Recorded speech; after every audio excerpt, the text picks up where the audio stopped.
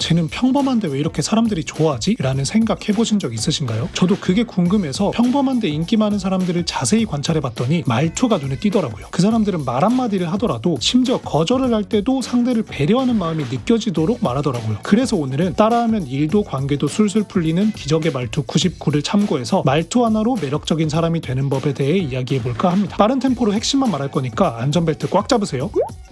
자기소개를 어떻게 해야 좋은 첫인상을 남길 수 있을까요? 이름 삼행시, 노래 부르기? 그것도 좋은 방법이긴 한데 말주변이 없거나 노래 실력이 좋지 않은 대부분의 사람들은 할 수 없는 방법이죠. 하지만 괜찮습니다. 특별한 재능이 없어도 누구든지 상대의 기억에 좋은 첫인상을 남기는 자기소개 방법이 있으니까요. 그 방법은 바로 자기소개에 질문을 섞는 것입니다. 왜냐하면 우리는 말을 잘하는 사람보다도 나에게 관심을 가져주는 사람에게 더 큰 호감을 느끼기 때문입니다. 그리고 누군가에게 관심을 표하는 가장 간단하면서 확실한 방법이 바로 질문하기죠. 저 역시도 글쓰기 모임을 운영하며 100명이 넘는 사람들을 봤는데 자기 얘기를 잘하는 사람보다 좋은 질문을 하는 사람들이 훨씬 더 기억에 남고 그 사람들에게 더 마음이 가더라고요. 누군가의 기억에 남는 가장 좋은 방법은 감동시키는 것이다 라는 말의 의미를 체감한 순간이었습니다. 그래서 자기소개 질문을 어떻게 섞는지 예시를 보여드리면 저는 마케팅 관련 일을 하고 있습니다 라고만 말하지 말고 저는 마케팅 관련 일을 하고 있는데 땡땡님은 어떤 일을 하시나요? 라고 하는 거죠. 쉽게 말해 온점으로 끝나는 문장 한번 말하고 물음표로 끝나는 문장 한번 말하는 거라고 이해하시면 되겠습니다. 혹은 반대로 물음표 문장 먼저 말하고 온점 문장을 말하는 방법도 있습니다. 땡땡님은 혹시 어디 출신이세요? 저는 부산 출신입니다. 이렇게요. 이렇게 자기소개 중간중간에 질문을 함께 던져주면 듣는 사람들은 이 사람은 나한테 관심을 가져주는 성격 좋은 사람이구나 라는 느낌을 받을 수밖에 없습니다. 그게 효과가 있어 라고 생각하시는 분들이 있을 텐데 직접 한번 해보세요. 분명 속으로 이게 되네? 라는 생각을 하게 되실 겁니다. 이번엔 책에 나오는 팁 말고 저만의 꿀팁을 하나 공유드릴까 합니다. 여러분은 여럿이 모인 자리에서 불편한 정적을 느껴본 적 있으신가요? 정적이 불편해서 뭔가 말은 꺼내고 싶은데 내가 먼저 나서서 말을 꺼내려니 이목이 집중되는 것 같아서 부담스럽고 그래서 결국 가만히 있으면서 불편함을 느끼는 그런 상황이에요. 그런 상황에서 90% 이상의 확률로 실패하지 않으면서 사람들 입에서 이야기가 쏟아지게 할 수 있는 신박한 방법이 있습니다. 그 방법이 뭐냐면 바로 만약의 질문법입니다. 여럿이 모인 자리에서 할 얘기도 없고 정적이 흐른다. 그러면 여러분은 이 한마디만 던지면 됩니다. 만약에 로또 50억 당첨되면 어떻게 쓰실 거예요? 이 만약이라는 단어는 현실과 과거가 아닌 상상과 미래를 생각하게 만드는 힘이 있습니다. 그래서 정적으로 얼어붙은 사람들의 뇌를 활발하게 움직이도록 만들 수 있죠. 상상해서 말하는 것이기 때문에 비교적 아무 말이나 할 수 있다는 장점도 있습니다. 무엇보다 만약에라는 단어를 써서 질문하면 현실의 제약에서 벗어난 생각을 들을 수 있기 때문에 대답하는 사람의 가치관과 사고방식 등 그 사람을 더욱 잘 이해할 수 있는 이야기들이 오가게 됩니다. 만약에 로또 50억 당첨되면 어떻게 쓰실 거예요? 만약에 초능력을 하나 가질 수 있으면 어떤 능력 갖고 싶으세요? 정적이 흐를 때 이런 질문들을 던져보세요. 높은 확률로 여러분의 질문을 통해 이야기꽃이 피어나는 순간 사람들은 여러분을 대화를 잘 이끌어가는 사람으로 생각하게 될 겁니다.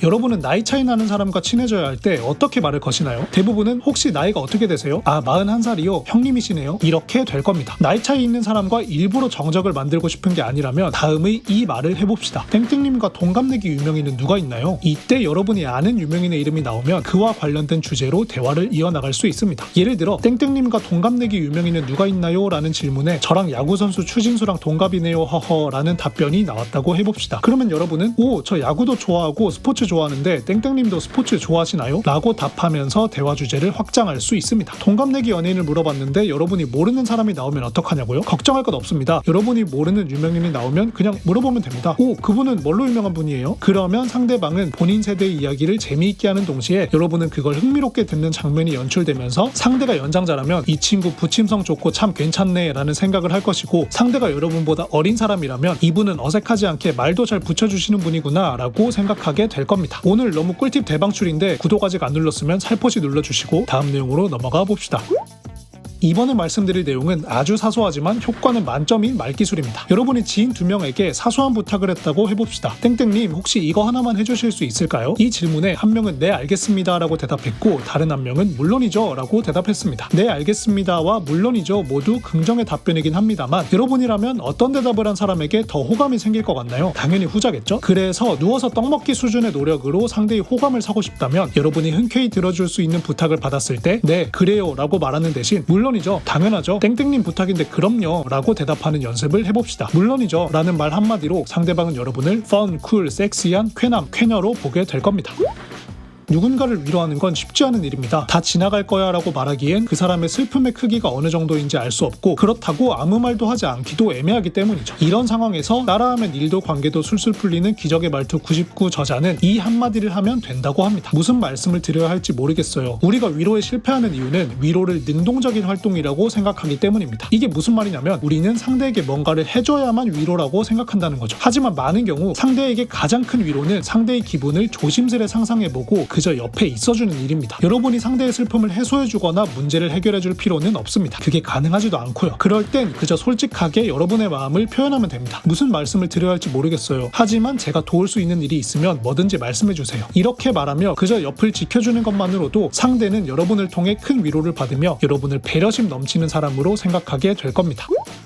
회사나 학교 등에서 대화를 하다 보면 나는 다르게 생각하는데 라는 생각이 들 때가 많습니다. 하지만 반대 의견을 말하면 말싸움이 생길 것 같아서 아유 내가 참아야지 하고 넘어가는 경우가 많죠. 하지만 더 이상 그러지 않으셔도 됩니다. 왜냐하면 상대와 대립하지 않으면서 반대 의견을 내는 말기술이 있기 때문이죠. 그 방법은 그게 아니라 이거라고 생각합니다 라고 말하지 말고 땡땡님의 의견이 대체로 괜찮을 것 같아요. 그 의견을 좀 더 발전시키고 싶은데 아이디어의 깊이를 더하기 위해서 일부러 반대 의견을 언급해봐도 될까요? 라고 말하는 것입니다. 이렇게 말하면 나는 너에게 반대한다라는 뉘앙스가 아니라 너의 의견을 더욱 강력한 의견으로 만들기 위해 미처 생각지 못했던 부분까지 검토할 수 있게 도움을 주고 싶다라는 뉘앙스가 됩니다. 따라서 여러분이 반대 의견을 내고 싶은 상황이라면 무작정 핏대를 세우고 반대 의견을 말하기보다는 상대의 의견에 가치를 더하는 접근법을 사용해 보시는 것도 큰 도움이 될 거라고 생각합니다. 다음!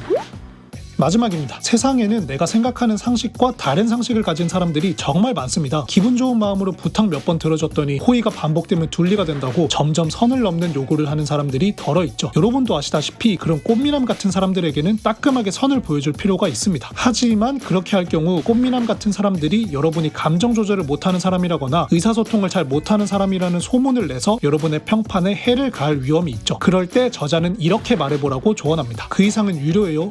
이렇게 말하면 그 이상의 부탁은 대가 없이는 불가능하다. 지금 네가 선을 넘고 있다 라는 메시지를 유머러스하게 표현할 수 있기 때문이죠. 혹시나 누군가 돈 없는 부탁을 한다면 이것까지만 할게요. 그 이상은 시간당 얼마입니다. 라고 말하는 재치를 발휘해 봅시다. 이거 진짜 핵꿀팁이죠?